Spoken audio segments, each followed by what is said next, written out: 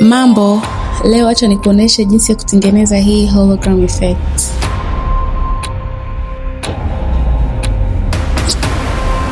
Kwanza utarecord video ya kitu ambacho unataka kionekane kwenye ile hologram yako, alafu utarecord wewe hapo ukiwa unatumia simu.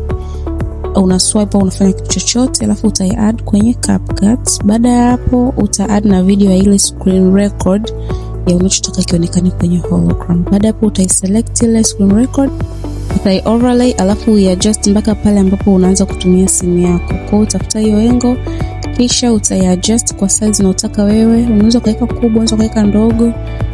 Baada hapo utai-select tena, alafu utaona pameandikwa splice hapo chini. Bonyeza splice, alafu bonyeza filter, alafu adjust transparent unayotaka itokee kwenye hiyo hologram yako. Baada hapo scroll mpaka mwisho kabisa, utakuta sehemu pameandikwa mask.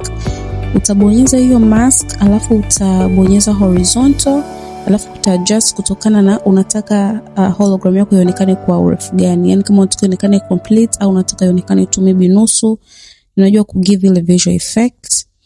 Kisha baada ya hapo uta-add keyframes. Keyframes ni kwa ajili ya hologram yako kufuatisha movement ya simu yako. Kwa kama hapo hivi utaweka keyframe kwenye hapo, kwenye hiyo angle, ukisogea mbele utaweka keyframe hapo, tena utaweka hologram itasogea tena hapo, ukisogea tena mbele utaweka tena keyframe hapo.